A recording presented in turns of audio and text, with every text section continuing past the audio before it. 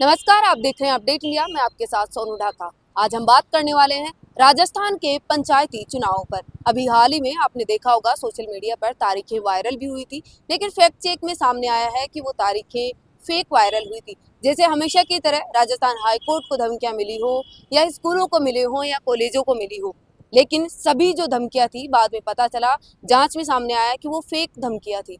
वैसी ही जो तारीखें थी पंचायती चुनावों की, वो भी फेक निकली। आखिर ये जो फेक वायरल चीजें होती है, इनका सिलसिला खत्म कब होगा? अब हम बात करते हैं पंचायती चुनावों पर। पंचायती चुनाव की घोषणा लगभग हो चुकी है और ये होंगे अप्रैल के लास्ट वीक और मई के फर्स्ट वीक में। वहीं जो दोनों पार्टियां हैं, राजस्थान की बड़ी पार्टियां कह सकते हैं, देश की बीजेपी और कांग्रेस अपनी तैयारियों में जुट गई हैं। कांग्रेस अलग प्रचार कर रही है, बीजेपी अलग प्रचार में उतर गई है मैदान में। आपको बता दें कि भजनलाल सरकार के जो 2 साल का कार्यकाल पूर्ण हुआ है, उसके विकास रथ भी निकाले गए हैं। तो उसी के तहत वो प्रचार प्रसार भी कर रही है कि जन जन तक जो योजनाएं हैं उनको धरातल तक, लोगों तक कैसे पहुंचाया जाए। लगातार काम करिए। वहीं कल जो बैठक हुई बीजेपी की कोर कमेटी, उसमें भी पूर्व मुख्यमंत्री वसुंधरा राजे, बीजेपी प्रदेश अध्यक्ष मदन राठौड़, BL संतोष, CM भजनलाल शर्मा ने कोर कमेटी की बैठक ली। उसमें भी जानकारों ने कयास लगाया कि महत्वपूर्ण जो मुद्दा हो सकता है डिस्कस का, वो है पंचायती चुनाव।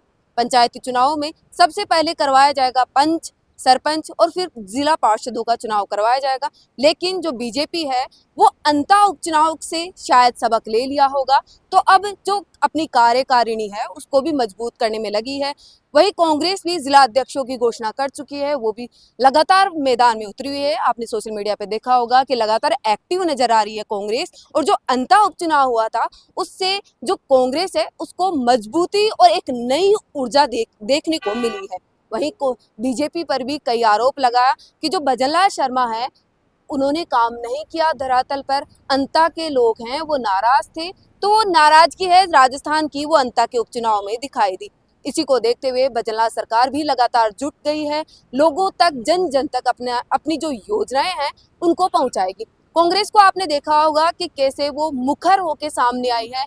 वो चाहे हनुमानगढ़ का एथेनॉल प्लांट का मामला हो, कि कैसे वो सामने आई, किसानों का साथ दिया और आज वो प्लांट वहां से जा चुका है। यानी कंपनी ने मना कर दिया है कि वो किसी दूसरे स्टेट में कंपनी लगाएगी। यानी कांग्रेस ने फिर अपनी एक जीत बताई है इसको। वहीं देखा जाए तो कि जो अरावली का मुद्दा था वो भी देश में छा गया, कि जो 100 मीटर वाला मुद्दा था सुप्रीम कोर्ट का, वो छा गया।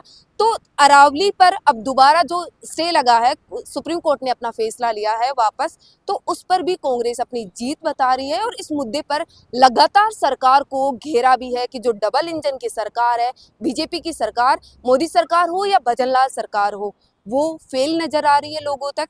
वहीं हम भी कई कवरेज करते हैं, संविदा कर्मियों की हो या हड़ताल पर बैठते हैं लोग, धरना प्रदर्शन करते हैं, जनता में एक जो नाखुशी है वो नजर आ रही है।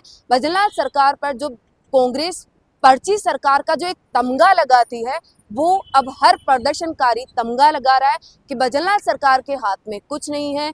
दिल्ली की सरकार या दिल्ली से जो ऑर्डर आता है, जो पर्ची आती है, उस पर भजनलाल काम करती है। तो पंचायती चुनाव में किसकी जीत होगी, ये हमें कमेंट सेक्शन में जरूर बताएं कि कांग्रेस अपना परचम लहराती है या भजनलाल सरकार है वो अपनी मजबूती पाती है। ऐसी लगातार अपडेट्स के लिए देखते रहिए अपडेट इंडिया। मैं सोनू ढाका, मेरी सहयोगी कृपा उपाध्याय के साथ।